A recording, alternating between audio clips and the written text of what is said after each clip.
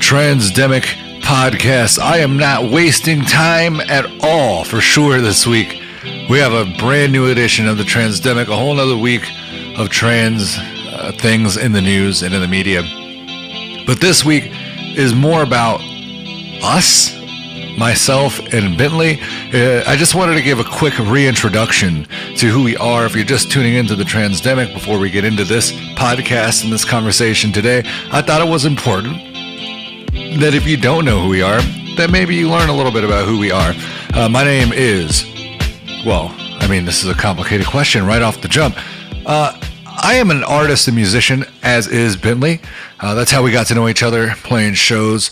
I am a noise rap musician and artist primarily, but I also do all sorts of other visual art, video art, all these other things that go into being a musician and artist in 2020.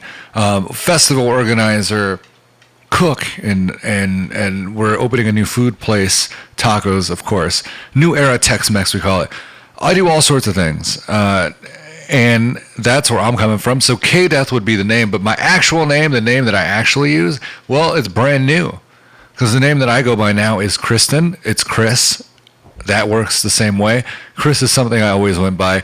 A dead name that I used to have was like from my dad's side. I had that name, but I never went by it. Always went by Kris my entire life. So it makes sense. And let's just add the 10. The Kris 10. Kristen is a nice, beautiful name that I decided to go with, which is massively important as a trans person to go ahead and take ownership of that. Yes, I know, for listeners that might not be aware, I'm aware of how I sound. I sound amazing, but yes, I am a trans woman. I am a woman, and that is what it is. I'm sure if you listen to Transdemic, you're down with that. Bentley, artist, musician, advocate, activist, everything, all these things and above.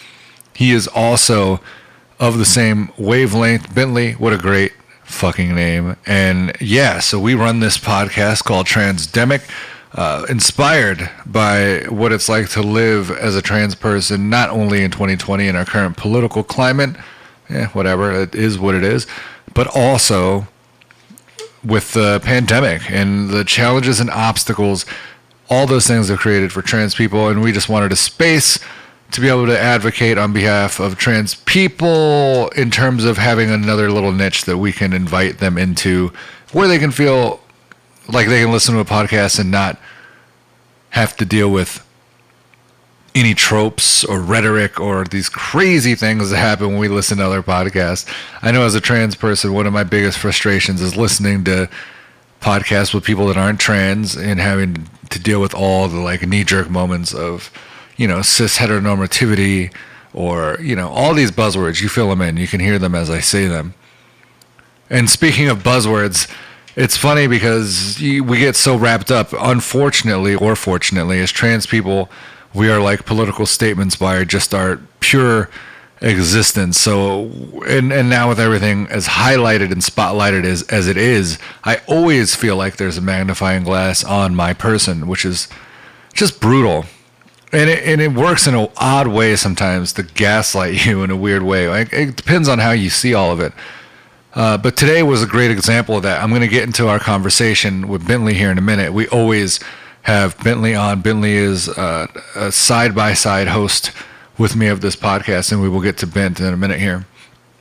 And we dive into a lot of this. But today, as I'm recording this podcast and editing it right before I'm about to upload it, I had in a lot of ways, it's a normal everyday day.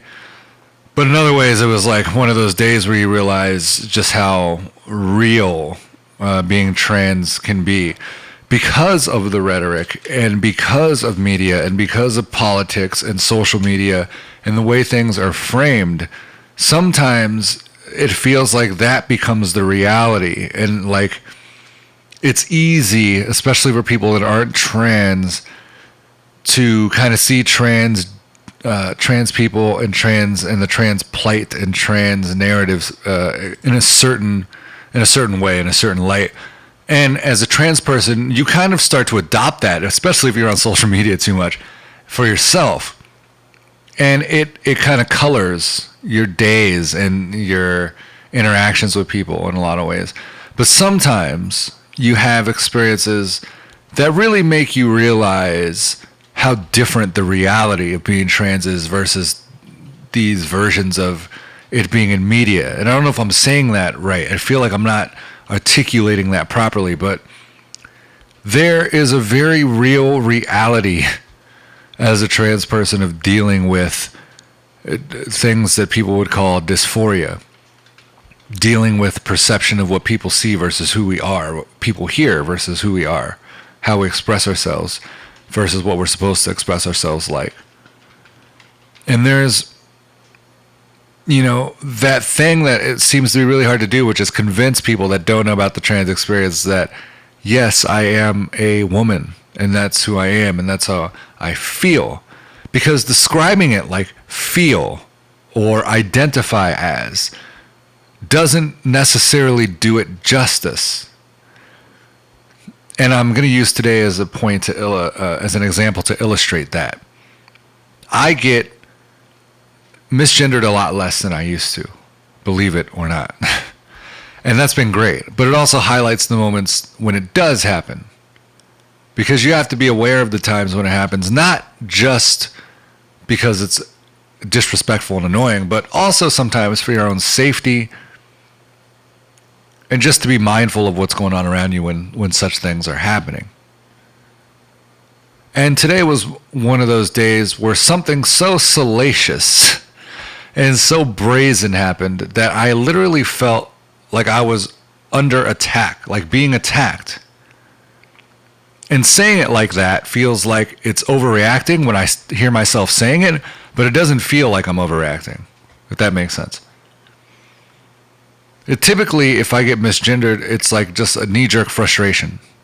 This is innate. This is visceral. The reaction is from deep within. It's not something that's, I guess, surface level. It's not, I have nothing to gain from feeling this way other than the fact that I feel disrespected and I feel unseen. And I feel like it's a reminder that I don't appear to people as I am. And that is disheartening. And if people don't respect your presentation, if you are binary, let's say, in this case, I'm a trans woman, I present very feminine. And if people don't respect that and honor that, it could be just completely disrespectful to me, my personal experience. Everyone is different. And it depends on where you fall on the spectrum, what is and what isn't acceptable to you. And today was one of those moments where, I go to a certain grocery store all the time. I'm there every day. I'm talking about every day, if not twice a day. I love grocery stores. I love to go shopping for groceries for the night. I don't go crazy. I'm a musician. I don't have money. But I go every day. It's a safe space. It's a place where I feel respected. Staff is usually pretty cool. They know what's going on. Well, I had an incident maybe, 6 to 7 months ago, and I do this often. If I get misgendered in a location, I will email or talk to, in this case I talk to, but usually I would email or leave a comment somewhere on Google Maps about my experience and saying that, I was misgendered here. It was unfortunate. And I hope that they can educate their staff, et cetera, et cetera. I do that quite often. I mean, and that's already it's weird, right? Like knowing that I have to live in this existence where I have to have these awkward conversations. I put myself out there for all of you all the time as a musician and an artist. We're very open about a lot of our things. And with this Transdemic and our trans podcast and being a public figure, people get to see these really vulnerable, naked aspects of myself. And I don't hold a lot back. And so we have to do this with strangers all the time as trans people, especially to be respected. But the thing is, in the moment, I'm usually either so angry and irritated or hurt that I opt to just get out of the situation because I don't want to deal with the awkwardness. I don't want to deal with a negative reaction on top of already being disrespected. So usually I just take off. And I had already had an incident at this store and with this particular person, usually older people. I'm not trying to be ageist. It just so happens that older people seem to have a harder time getting with the program on pronouns. I get that. It makes sense. But this far into 2020, I feel like a lot of establishments, and especially when I've already addressed it at one place, should do a better job of, let's just negate pronoun usage. And especially when someone doesn't appear to be a gentleman, sir, or young man. Let's leave all three of those out within 30 seconds. And every time one of those would rattle off, I'm like thinking more and more like I'm going to lose my shit. I want to just get out of here. I want to escape. As this happened at the register, I paid and I got out of there and I sat in my car. And I felt just very hurt. And before people that listen to this that don't know, or maybe there's people out there, and I hope there's people out there, that think people like us are snowflakes. You know, first of all, fuck all that. Like, don't disregard who we are as people. Secondly, it does hurt. Physically, almost hurts to be misgendered, and then so salaciously. When there's nothing about my presentation other than what your perception of my body is and my voice is, that I should be called what you called me. And I sat in my car after this, and I just was hurt and angry. And for the first time in a long time, I wanted to cry about it.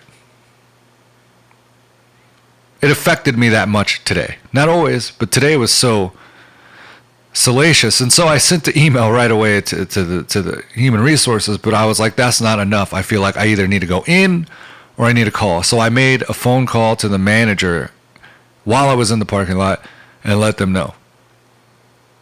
And it wasn't just me that made me feel like I had to call. And they're very nice. The management, everybody else has been very awesome for the most part. But I also did it on behalf of the trans people that I've seen work there. In 2020, I don't think trans people should be in a situation where they have to work with people that would be so disrespectful. And then I get to thinking about how hard it is. Not how hard, I don't want to be like a pity party. But it truly is, there's such a disconnect from social media and all this rhetoric and memes and, you know, even people like Chappelle, all these people like joking about using pronouns, literally saying they're not going to play into our delusions. They aren't delusions. This is who we are as people. And that's what we're trying to tell you. And it sucks because the disconnect is so much like, it leaves so much out of like the reality of how hurtful those experiences are to trans people. And I consider myself someone that can handle a lot and someone who can deal with that a lot. And when that happens, it puts me back at square one and makes me feel really horrible. And it sucks and it hurts.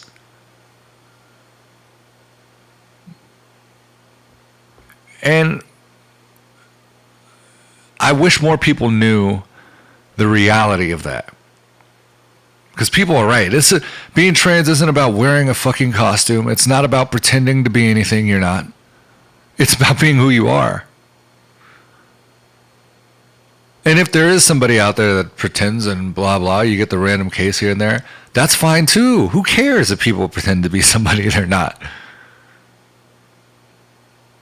But that's not what's happening here. And it truly is hurtful. And it's sad and it's devastating. And the other aspect of that is then I don't have a lot of people to talk to other than other trans people that are going through their own shit that don't want to handle that kind of conversation all the time. Don't have the spoons, as the kids say, to handle that. I'm not going to call my parents. They're not going to understand it. I can't talk to my brother. He's not going to understand it. I could talk to my partner, but they're not my therapist. And she can't always help me. And here's enough about it. Yeah, I am totally gay and a lesbian too. All those things. Queer. So it's wild. That was my day to day. And before all that, I was out there trying to get my license changed.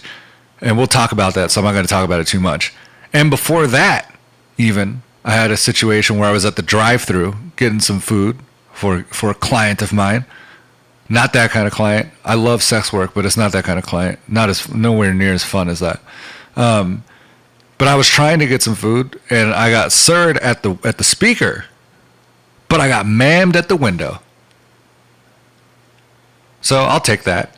And being either one sucks. Sir or ma'am are both really weird. But again, only that just reinforces, because I get mammed quite often these days. Mammed, not manned, assholes. Mammed. And it just shows again that people that continue to do the misgendering, not honoring or respecting pronouns, do so from a place that's far different than just a mistake, in my opinion. And especially if you've done it once and been told to be aware of it, and then do it again. So typically, I don't like to see people suffer, even those that have done fucked up shit to me. But I hope that old person gets fired. And if I'm fucked up for that, so be it. Welcome to the Transdemic podcast. Let's get Binley on and let's enjoy this conversation down existential drive alleyway. I don't know. What would you say? How about now? Yeah, and then I made a video about all like the trans murders, so that really bummed me out. Yeah, so, you did a whole video on it? Yeah, I did a video on it. Not on any specific person or anything, just kind of like this needs to stop. And like yeah, really? Having people like understand that just because their friend respects them as being trans doesn't mean that they like respect the whole community, and we really need to start talking to our allies that it's like more than just us and them being our friend. Yeah. It's like everyone just needs to be better, you know? Yeah. I feel like even me personally, I have so many friends that like, yeah, they like in quotes, like get it and respect me, but then they wouldn't like respect another trans person they saw, you know what I mean? So yeah, what level of what does respect mean? I guess respect is easy. I respect. I mean, maybe it's not easy for everybody, but I could respect everybody just by being nice. Yeah, like to complete strangers, you don't have to talk shit, but like it's different than just respect is what we're asking for now. It's because people now need to do.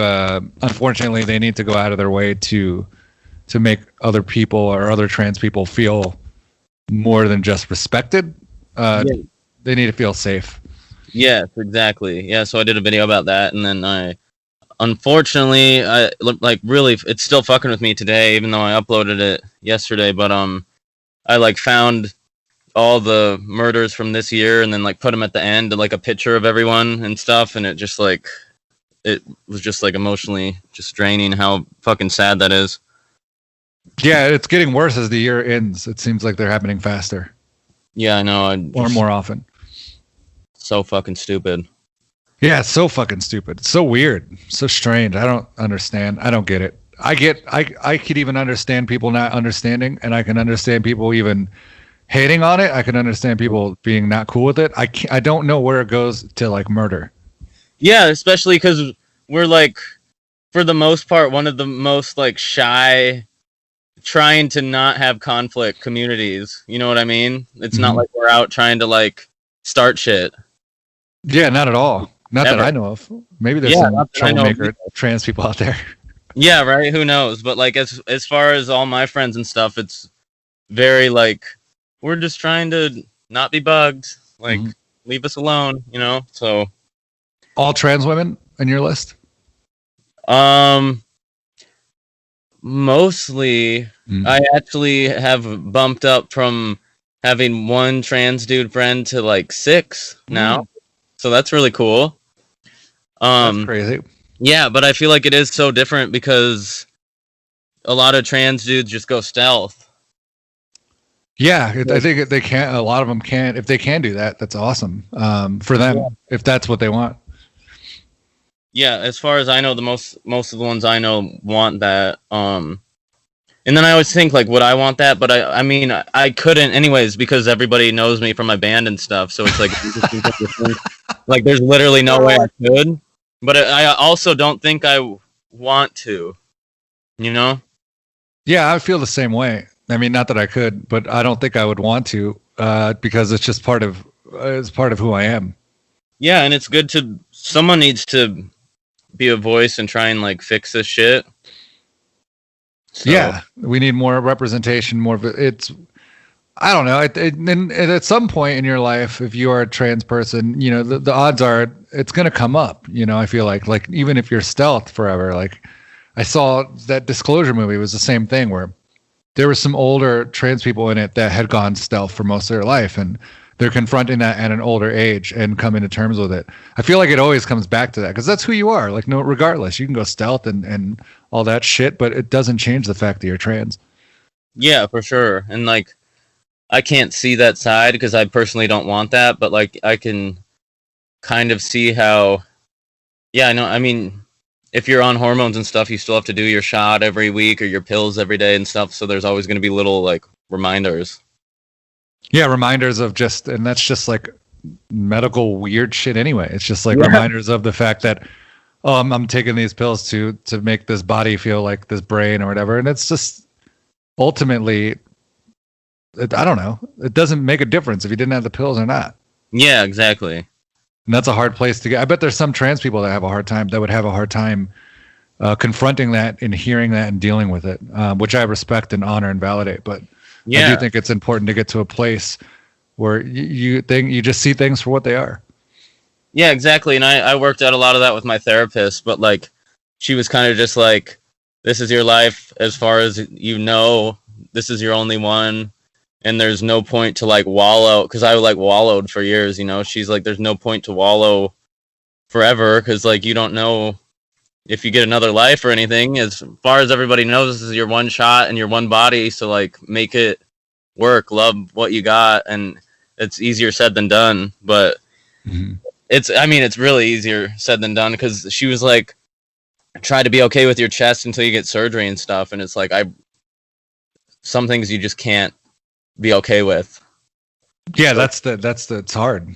Yeah, it's such a weird place because I'm like, I'm fine, but like I can't stand my chest.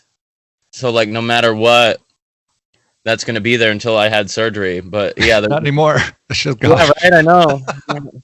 Now it's gorgeous and it's still all weird and bloated. I'm actually 2 months post-op today too. Cool. Yeah. What's bloated? You're bloated? Some of the, like by my armpit, and then I have like a stitch ejecting kind of. So. Oh wow. It looks like a zit, but it's a stitch like poking out, but not all the way. It's weird. Yeah. You're still slightly Frankensteined. Yes. For a while. That's epic. That's the most epic shit in the world. Well, you know, Frankenstein was a dude, so it's okay. Yeah. No, it's not cool. I think he was made of all dude parts, possibly. Yeah, who knows? Yeah. It's cool though. But yeah, and Snailmate just filmed a music video where I'm shirtless in it, so that's exciting. But that's amazing. That's off topic. Yeah, I think it's hard. It's good to be okay with what you got, but it's also okay to always be trying to get what you want at the same time. It's true. It's so yeah. I guess some people have to be okay with what they have. So that's got to be difficult as well for people that aren't able to get hormones or surgery for whatever multitude of reasons. Yeah. You know, that's how nuanced and layered being trans is, you know, it's just varied. It depends on everyone's situation, if they're able to do this or not. And that's why we're trying to say at the end of all of this, or at the root of it, is this is why you need to allow people to tell you who they are and how they identify, regardless of what they're going to look like and what they're going to have done. I know that's hard for people to understand, but you know, one day I feel like it won't be. I think it just because like right now we're still kind of in like the boomers like world or whatever. But like I genuinely do feel like one day it won't be like this. I hope it is. I'm guilty of it. I feel like everybody. I mean, I have fucked up thoughts like that still. I have a lot of internalized transphobia and shit like that. Because I still think like fucked up things sometimes like that. Do you ever have like inner like transphobic thoughts yourself? Yeah, mainly just towards me though. Mm-hmm. Like it's so much easier for me to accept and cheer on everybody else, but myself not so much. Like a little bit of like imposter syndrome, or like what kind of ways? Just like like almost like inner bullying, like, oh, you're never gonna have a real dick, stuff like that. You know what I mean? And then like just thinking about like bottom surgery, and I'm like, that's just fucked up. And then how you have to like decide if you want like your inner hole taken out or not, and just like all the weird like fucked up things about it. And then just I don't know, I like bully myself about my hips sometimes. Yeah, you and the hips. I think hips are on your number one hit list. I would rather have my hip shaved down than like get bottom surgery. Didn't you say that's possible? No, it's not. I was gonna say that'd be fucking nuts. Oh, that'd be terrible. Yeah, no, I don't. It's not possible. But hopefully, T is doing its thing. It's like moving like fat around and stuff, and working out and everything. But yeah, it's weird because I definitely have internalized transphobia towards me, but like other people, I don't. And I know some people have both or one or the other and stuff. But like for me, maybe it's just because how I was like raised, but it's always been easy for me to like accept everybody else and just not so much myself. Yeah, I mean that seems to be the theme of kind of like your experience. I think it's pretty cool. I mean, I think that some people project. I know that I would project misgivings or things that I didn't have on others, maybe on other trans people, to be like, oh, you know, like you just project your insecurities on other people sometimes. And that's I guess that's just part of the gig. And that's just the honest, you know, the honest kind of perspective from my end. I know people don't like to talk about that because people want to act like everybody's so woke all the time. But as woke as we are, I think it's important to like acknowledge shortcomings as well. Like it's real wokeness isn't knowing everything, and real wokeness is being really fucked up in a lot of ways too. Like, you know, we don't have all the answers. And learning from your mistakes and realizing things that you're thinking might not be the right thing, and then changing like your way of thought. Yeah, having the ability to change thoughts is great, and not always like thinking you know everything. Like, and we all get caught up doing that too. Like we're so sure about shit, and like, you know, and honestly, everybody is just all trying to shoot their best shot. We don't fucking know. Yeah, exactly. But yeah, I think for sure being per se like woke, yeah, you definitely need to be open to change at any time when somebody like calls you out or says something, and be open to learn. Otherwise, you're not really woke if you're not continuously trying to educate yourself on like everything. Yeah, which is, and that can be overwhelming in itself as well. I'm gonna go ahead and just look up before I get to a little bit of what I wanted to talk about. I was looking up the main thing from the week, from the last time we talked. Not the main thing, but the thing that came up a couple times was the I shared an article with you, funny enough, right before the Biden thing, the town hall thing. Oh, yeah. And it, you know, in hindsight, or reading it back a few times, it's like one of those articles, like a lot of articles are, where you don't know what's real about it or what's not, or what the motivation behind writing it is, or who wrote it. I didn't look into that a lot. I should probably have done that. Yeah, it's weird. My boss. It's weird, right? Me too. Yeah. Because there's like a lot of conflicting reports on Biden's history, but with trans people, you could say that about literally every president and presidential nominee that there's ever been, that they're fucking fucked up and good and bad in some respects on trans shit. Yeah, and if he's willing to learn, like that's better than most presidents. Well, and anything's better than what's going on now. Literally. For the most part, yeah. So I found that fascinating because there are people that criticized it, Biden, with what he said, like his choice of language. I guess this at the town hall, not the article, but the town hall. He had a trans mother of a trans kid. I don't know what identification the kid was, but something about, you know, he addressed this trans kid as being a certain gender, and then in his language saying that this kid decided, if they decide to be transgender, I think that's great, blah blah. And people got upset with that language, which of course, yeah, I get it. But there's also the rope of like, you know, what was his intention? Does he need to be educated on it? And, that seems like you said, something better off that we can work with as opposed to like the flat out like denial, not like taking away rights, the shit that other people have done in the presidency. So you're right. But we're caught up in this world still, like I've told you, where it's so hard you can't win. It's almost, it used to be you couldn't win all the time. Now it feels like you can't win at all because like someone's going to have a problem with something you say or do. I feel like that's kind of this situation. No, I agree. And I read the article a few times, but I didn't see what happened at the town hall. But I feel like from what you're saying, at least, that he was trying to come from a good place. Yeah. And he's old as fuck. So it's like, he's going to have he's barely alive. A different outlook on that. And he probably thought that was an okay thing to say. Otherwise, I don't think he would have said that.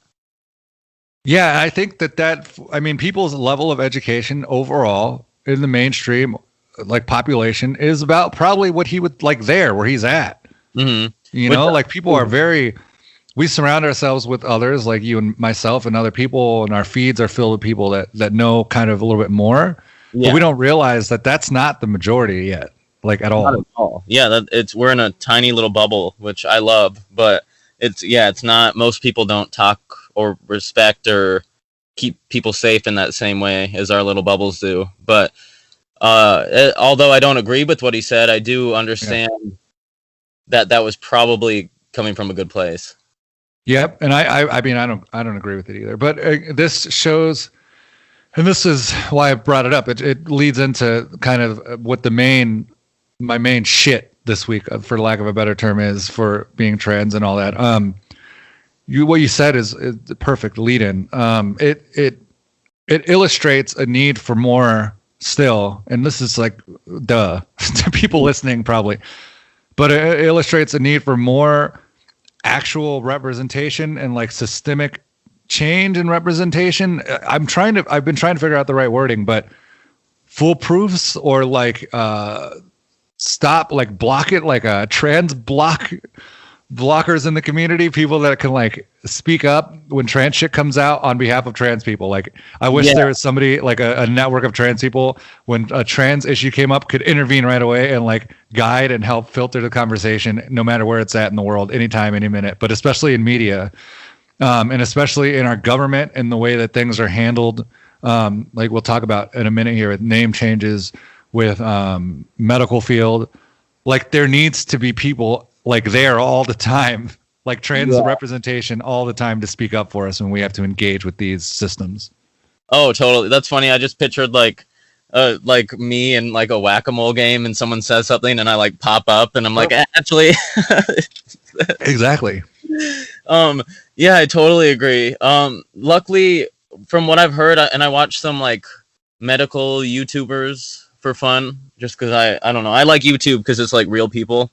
Yeah. And there's this one specific like gynecologist, and she's been fighting for more like trans classes in like the medical field and stuff. And there are a lot more people that are having to learn and be educated on that.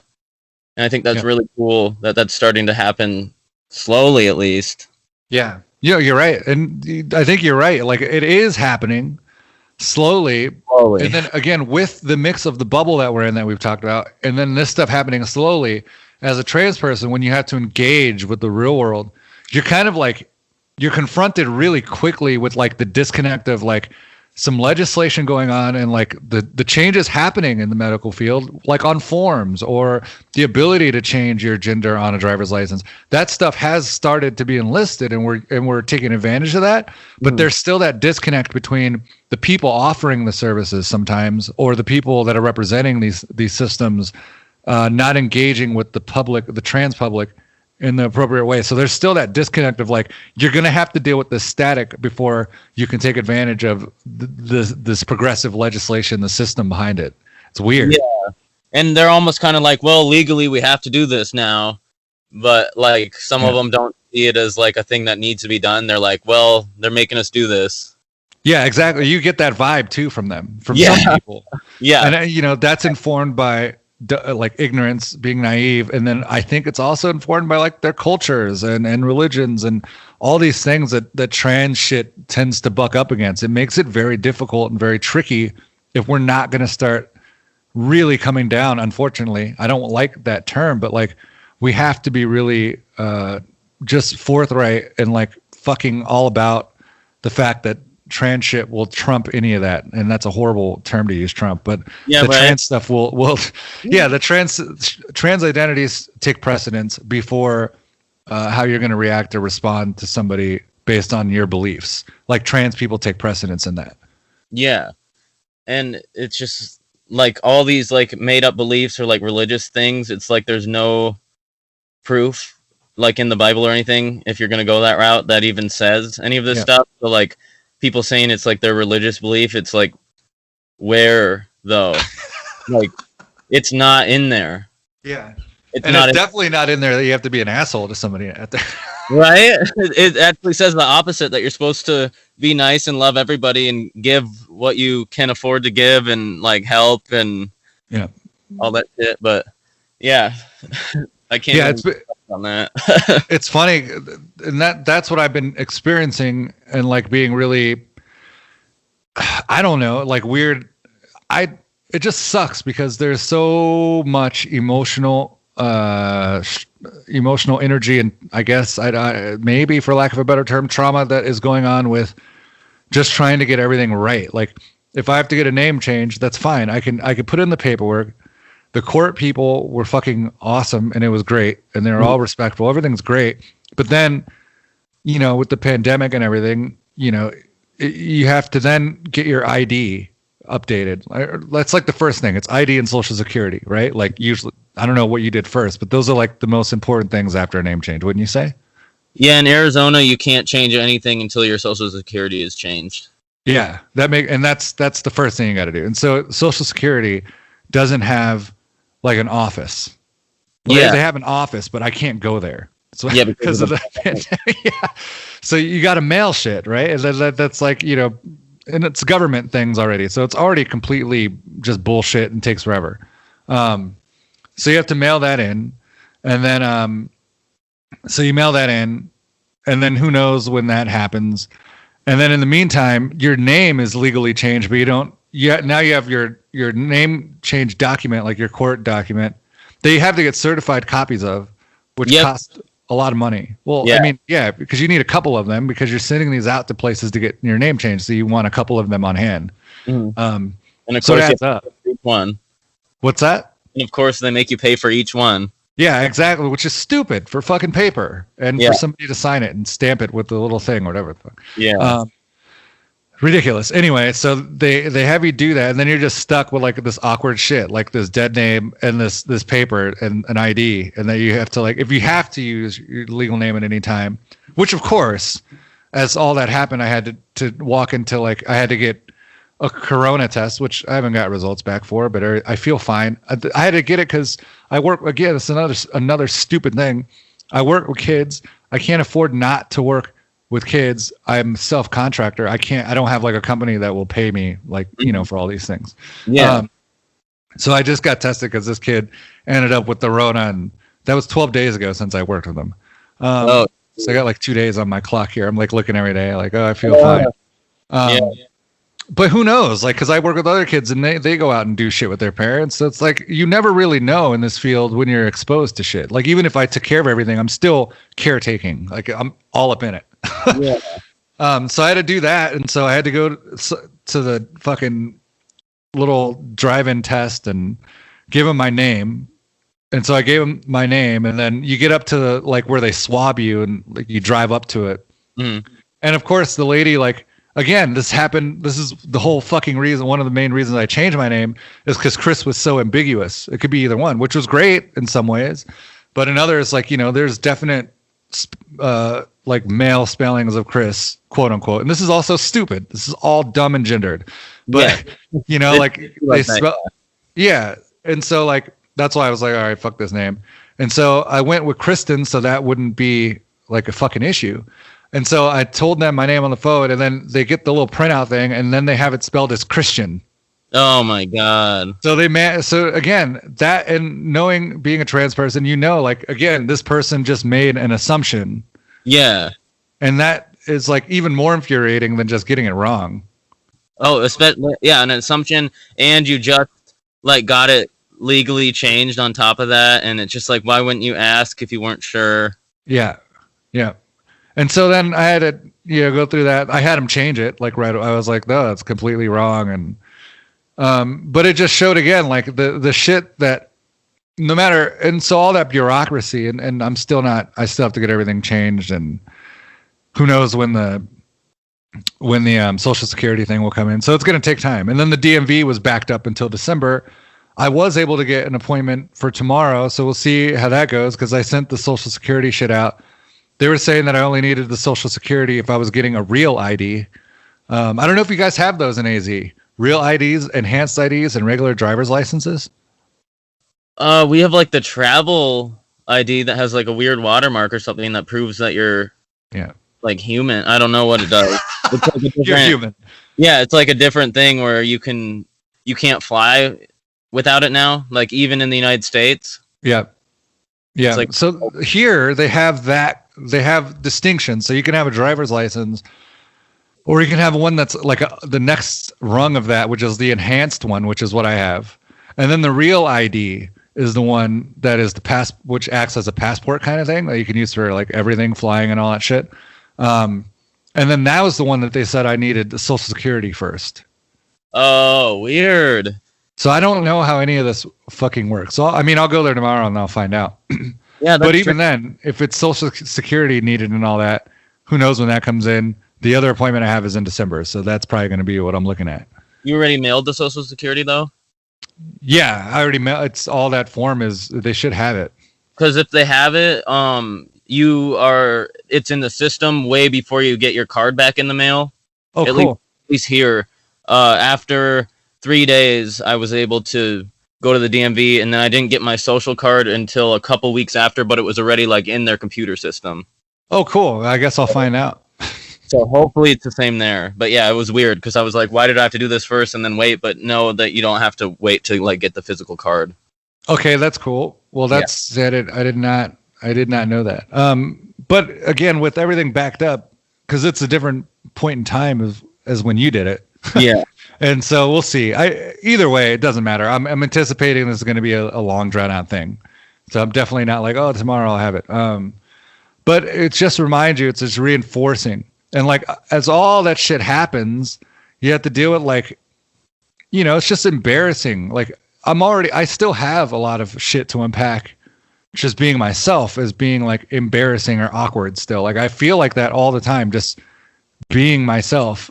I still hide a lot of my self, even to people like Sean or Jamie. Like it's still weird. Like it's like trying to allow all this indoctrinated shit that I dealt with my whole life, and these layers of creating this person and trying to be normal and just like be myself is like, it feels like awkward. And I like the way I grew up makes me feel like just, I don't know what it is. It's hard to explain. It's like I feel embarrassed or I feel ashamed to be who I am because I just feel that. I feel like a sense of guilt and embarrassment no matter what. Isn't that weird? That's a weird thing. So, yeah, I think unfortunately that's like an our generation thing. I don't think that, from what I've seen at least online and stuff, I don't think Gen Z has that same. No way. But they're so cool. I love Gen Z, but they just like got it together real quick. Except for the ones that eat like Tide Pods and Benadryl and stuff. But like the other, but it's like, I think it was just how we were raised and like hidden messages in the media. Mm-hmm. And like, yeah, if you watch Disclosure, just like seeing like what our parents were raised with and what we were raised with as far as like trans characters go, and how they've always been there without it even being obvious, but like as a villain. Mm-hmm. And then put the church on top of that. It's just like a whole mess that like everyone's kind of to blame for, like the media, the churches, how people handled it back then. I guess, I don't know, there's just been so much hate from a lot of it's from religion, in my opinion. Like which it shouldn't be, because religion is supposed to be the opposite of that, and everyone uses it as an excuse to become an asshole. Yeah, totally. Yeah, but I think it is just a lot of evil being in charge for so long. I agree. I mean, and that's, you're right. It's kind of like we're in a lot of ways kind of the last, well, in our respective situations, one of the last, I don't know, I want to say last of the people that came up with like such a closed-minded view. But then I think of like other people and friends or whatever I have, and I'm thinking about how they're having kids or how they're raising their kids or how they're having gender reveal parties or they're talking very gendered language. And I wonder how far along it really is. Yeah, it's weird to think about that, because then, yeah, that's our generation raising kids, which is going to be way different than the next generation raising kids. Yeah. It's so strange.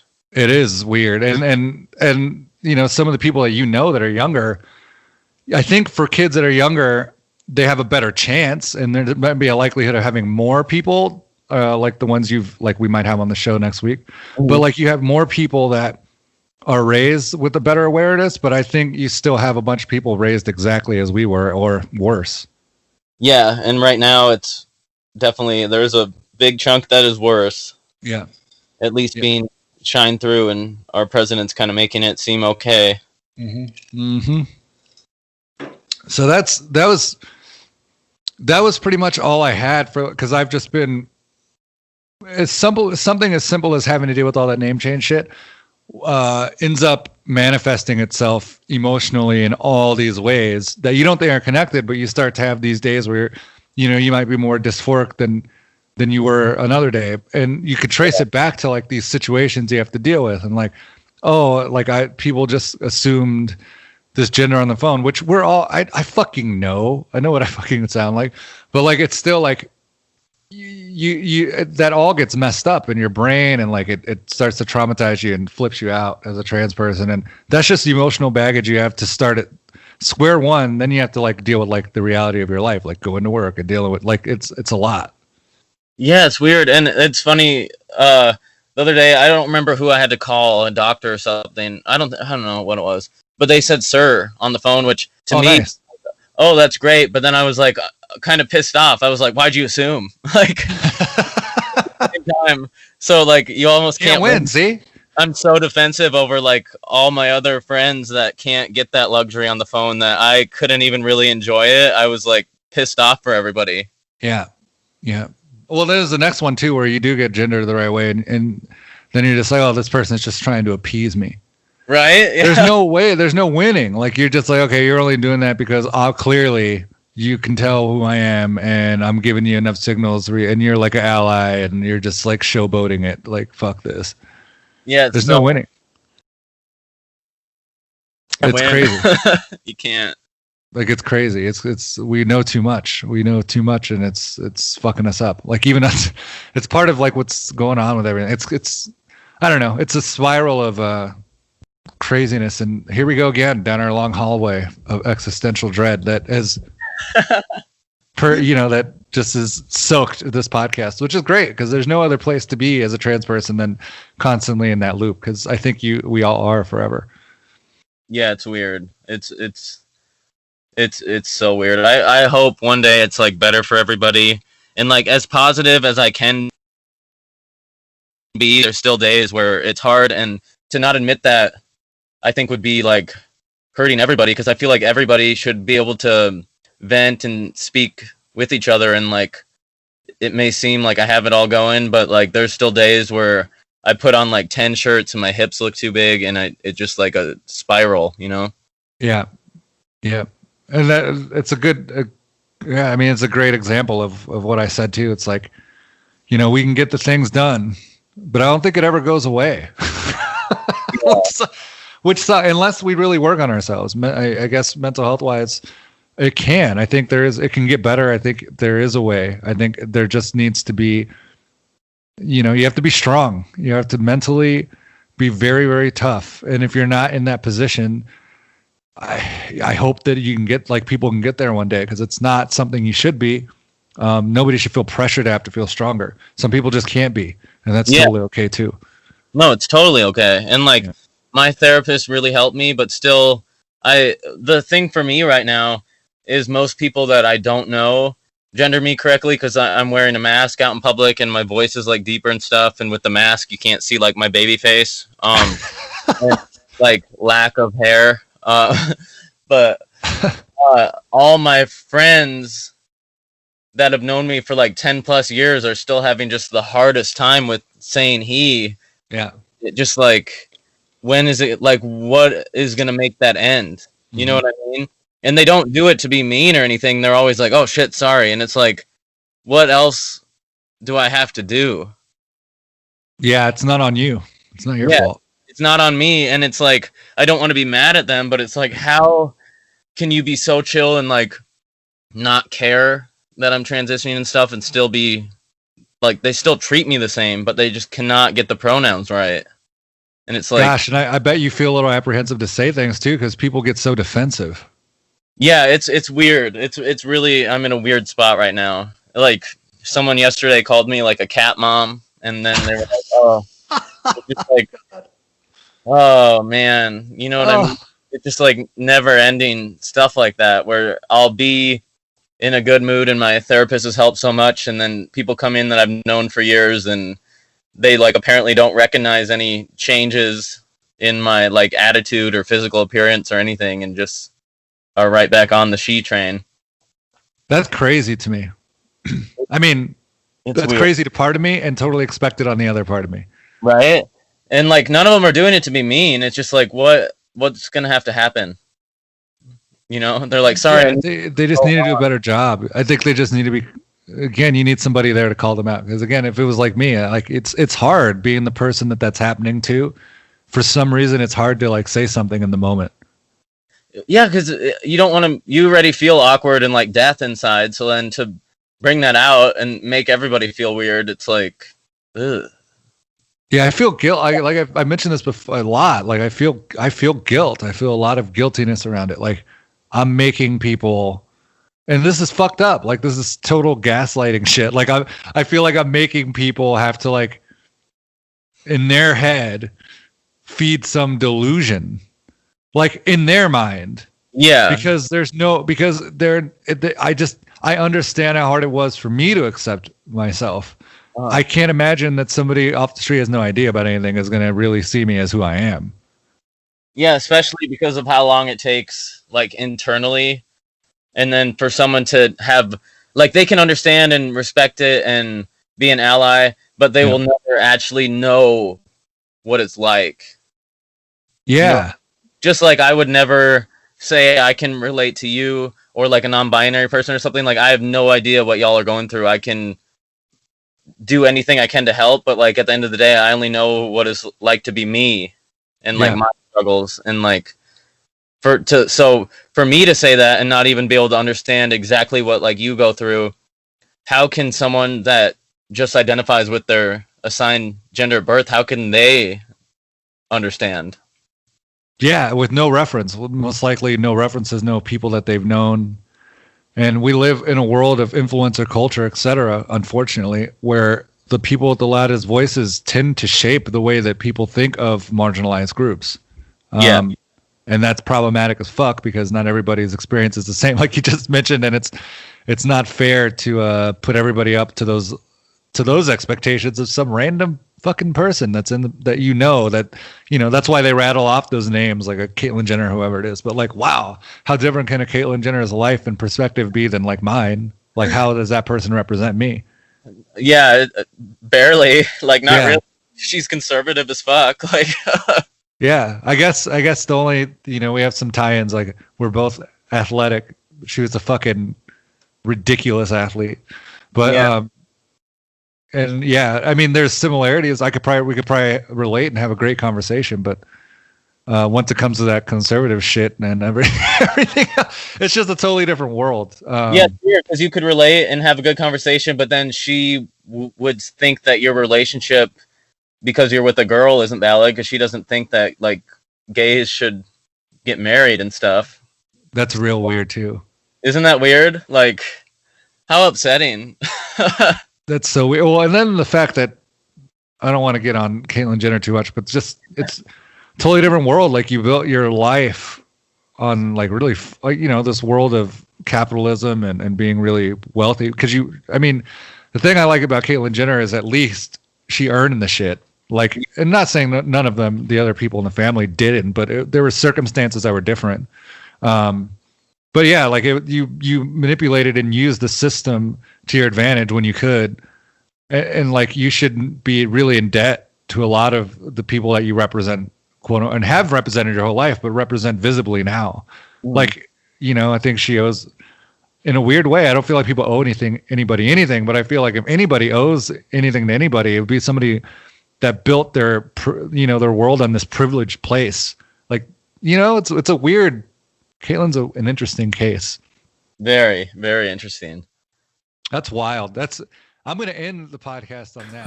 And just like that, you've arrived at the end of Existential Dread Alley. There, I said it right.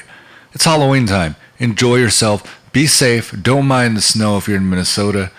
We'll see you next week here on the Transdemic podcast with a much younger guest than both me and Bentley have ever had on. So I'm excited for that. We'll see you next week. Oh.